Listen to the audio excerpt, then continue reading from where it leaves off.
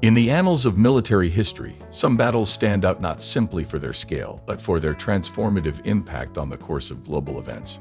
The Battle of Stalingrad, fought between the summer of 1942 and early 1943, was one such pivotal conflict during World War II. Spanning nearly 6 months, it became a symbol of unbreakable resistance, immense human suffering, and a strategic turning point that marked the beginning of Nazi Germany's collapse on the Eastern Front. The changing nature of war. Gone were the days when wars could be decided by a single clash on a battlefield. Modern warfare had evolved into prolonged, grueling campaigns characterized by total mobilization and attrition. Still, certain battles retained the power to reshape the tide of war. Stalingrad was one of them, arguably the bloodiest confrontation in history, and certainly among the most decisive. Germany's early blitzkrieg successes. By 1940, Adolf Hitler's forces had swiftly conquered Poland, subdued Norway, and overrun France and the Low Countries in lightning-fast campaigns. With Western Europe firmly under control, Hitler shifted his attention eastward toward the Soviet Union. The grand ambition was to conquer vast Soviet territories, secure critical resources, and crush communism. The initial phase of Operation Barbarossa, launched in June 1941, delivered staggering blows to the Union of Soviet Socialist Republics. German armies captured Ukraine, Belarus, the Baltic states, and laid siege to both Moscow and Leningrad. Despite devastating losses, however, the Red Army held on, and the Soviet Union survived the initial onslaught.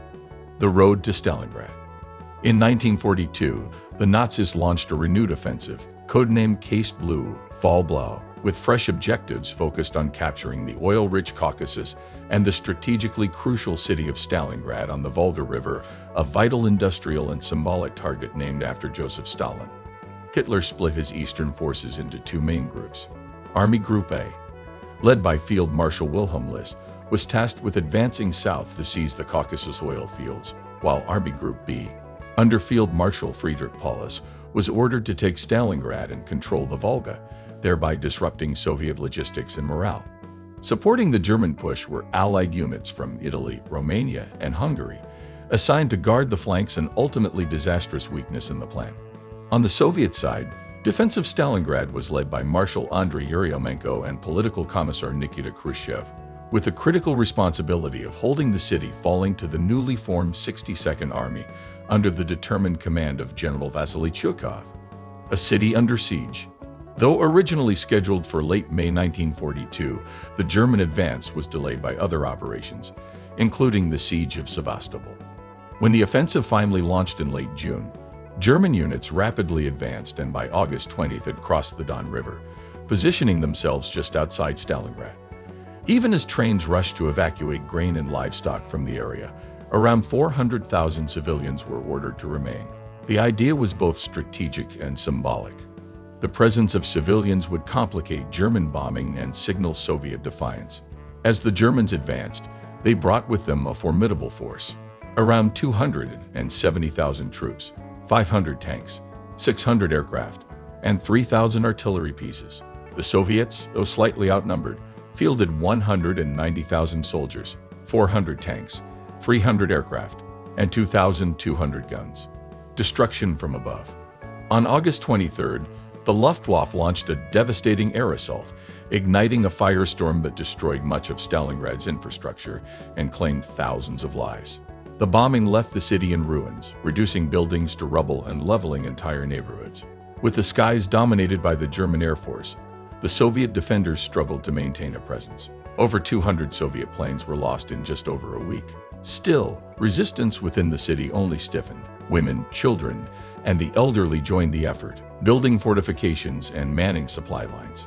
The Germans reached the outskirts of Stalingrad by early September, and brutal urban warfare soon began. No step back. As the Germans attempted to push deeper into the city, Stalin issued Order No. 227, famously declaring, "Not one step back." The decree forbade unauthorized retreats, and military tribunals were set up to enforce discipline. Yet it wasn't fear alone that kept the defenders fighting. Thousands of volunteers, including women serving as nurses, snipers, and soldiers, fought with resolve. Reinforcements streamed across the Volga under the cover of darkness. Soviet soldiers fought tenaciously, retaking buildings and blocks mere hours after losing them. The Stalingrad railway station, for instance, reportedly changed hands 14 times in a single day. Factory to frontline. The fighting centered around three key industrial sites: the Red October, Barricade, and tractor factory complexes. Even as battles raged at their gates, the factories continued churning out weapons and tanks, often sending freshly built T-34s straight into combat. Sniper warfare also became a hallmark of the battle. The Soviets began catching up to the Germans' initial advantage, led by famed sharpshooter Vasily Zaitsev, who recorded over 200 confirmed kills, including multiple enemy snipers. Zaitsev even trained dozens of new snipers amid the chaos, demoralizing the Germans by targeting their officers. The German advance stalls.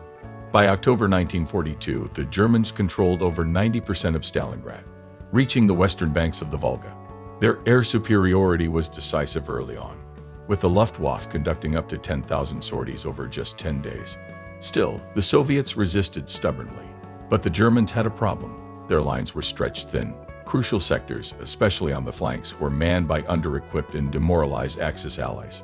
In some spots, just 20 to 30 soldiers defended entire 1 to 2 km stretches. Meanwhile, Hitler, obsessed with Stalingrad's symbolic value, refused to authorize a tactical withdrawal. Requests from Paulus to retreat and reorganize were repeatedly denied. The result was a brittle German front vulnerable to a coordinated strike. Operation Uranus, the Soviet trap. By late autumn, Soviet marshals Georgy Zhukov and Alexander Vasilevsky secretly assembled over 750,000 troops for a massive counteroffensive. Operation Uranus. Launched on November 19, 1942, the plan aimed to break through the Axis flanks north and south of Stalingrad, then encircle the German Sixth Army. Within 4 days, the trap snapped shut. On November 23, Soviet forces successfully surrounded over 260,000 German soldiers inside the city. Cut off and unprepared for a siege, the Germans were thrown into disarray. The collapse of the Sixth Army.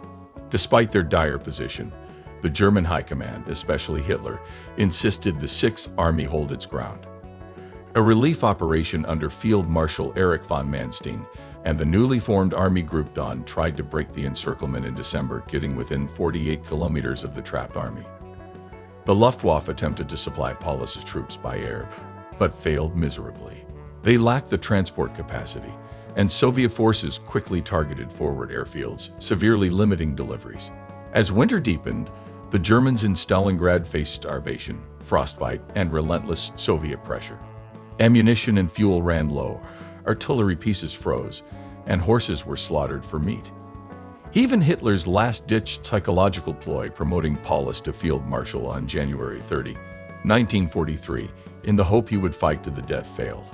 On February 2, 1943, what remained of the Sixth Army surrendered. Over 90,000 German soldiers, including 22 generals, were taken prisoner. Aftermath. The war shifts. The defeat at Stalingrad marked Nazi Germany's first major defeat in Europe. For the first time, the myth of German invincibility was shattered. It also forced Hitler to call for total war, mobilizing all of Germany's remaining resources in a desperate attempt to stave off defeat. But the tide had turned. The Soviets now held the initiative in the east.